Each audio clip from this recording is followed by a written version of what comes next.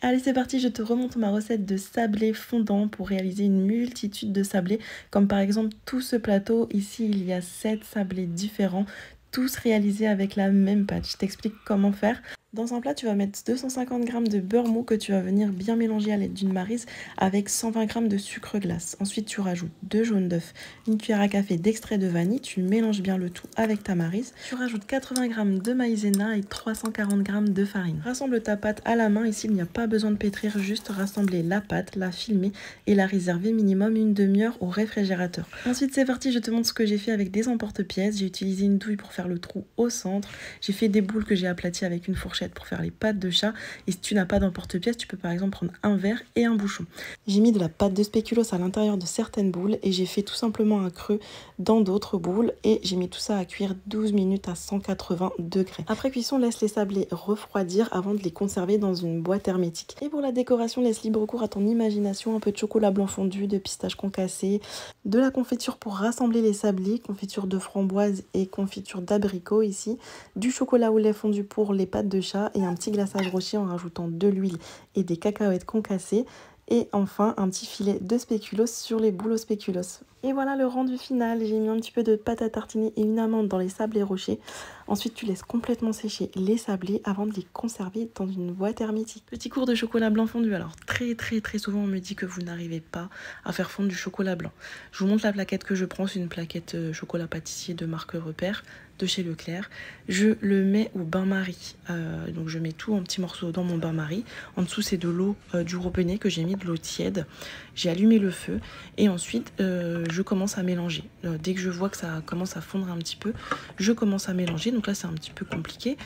Donc j'attends quelques secondes que ce soit un petit peu plus facile de le mélanger, mais je ne vais rien faire d'autre. Je pars pas en vadrouille, je ne sais pas où. Je reste à côté de mon bain-marie, le chocolat blanc. Il faut le mélanger constamment. Dès que vous arrivez à le mélanger comme ça, vous mélangez sans arrêt. En fait, ne laissez jamais le chocolat blanc sur le feu, puisqu'en fait, il risque de cuire. Et même pour les autres chocolats, il risque de cuire et après vous allez vous retrouver avec un bloc. Dès que vous vous retrouvez avec un bloc, c'est que le chocolat a cuit. Et donc voilà, en fait, il n'y a pas de secret. La seule chose, c'est qu'il ne faut jamais laisser le chocolat blanc comme ça, attendre que ça fonde tout seul. Non, il faut vraiment le mélanger pour que ça fonde uniformément et que ça ne cuise pas, en fait. Dès que vous avez un bloc de chocolat blanc, c'est mort. Franchement, après, c'est difficile de rattraper ça. Peut-être avec un petit peu de lait chaud, vous pouvez rattraper, ou de crème, mais sinon, c'est compliqué. Donc là, une fois que vous avez vraiment bien fait fondre tout votre chocolat, soit vous le laissez dans le bain-marie pour le garder. Donc vous voyez, le bain-marie, mon eau, elle bout même pas. Hein.